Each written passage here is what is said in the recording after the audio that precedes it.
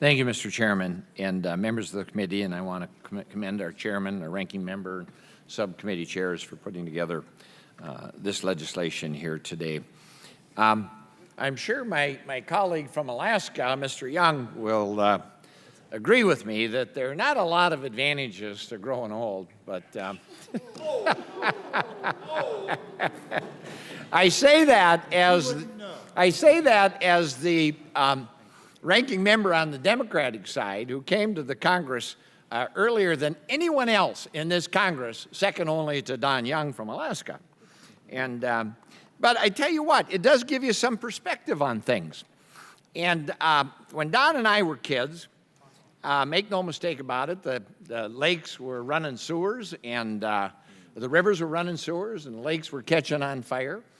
And a lot of work, a lot of study was done, and this committee, among others, stepped up and created wastewater treatment programs, and it created some water we could swim in and fish in and eat the fish and do better. I regret to say, as Mr. Graves and others have pointed out, all those waste treatment facilities that were built are now crumbling and falling apart.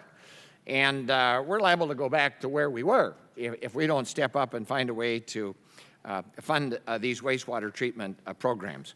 One of the things that was done as a result of the medical studies that were being conducted, we found that mercury was having some terribly adverse effects on our population, creating brain development disorders among our children, toxic effects on our nervous systems, our digestive systems, our immune systems, having toxic effects and creating behavioral disorders.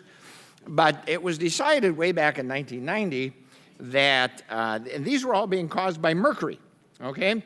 But that we needed to give our cities and municipalities more time to deal with those. Well, Minnesota Pollution Control Agency found, for example, recently, that 90% of all the mercury pollution in Minnesota, and I presume it's probably not that different in the other states, was not caused by the local community's wastewater treatment system.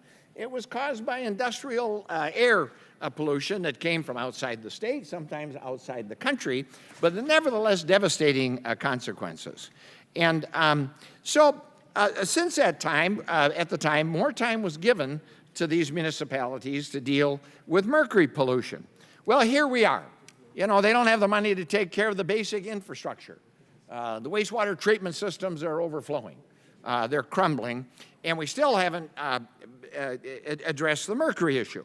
So what my amendment simply does is to create a program in the Army Corps to provide financial assistance to all those small towns and big cities and communities around the nation, to provide some financial support to enable them to comply with the water quality standards with regard to mercury. And you know the old saying, pay me now or pay me later. Do you want to pay for it in terms of devastating effects on the people here in America?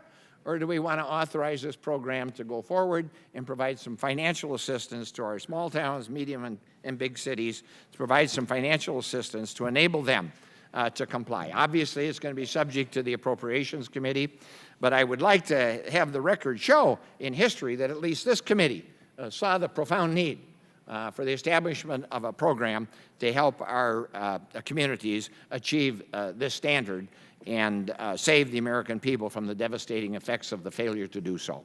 So I urge my fellow members to support the amendment and send a message to the country and to the appropriators that this is something that we need to step up and do. Thank you, Mr. Chairman. Well, I thank the gentleman for offering his amendment. Unfortunately, I must oppose the amendment.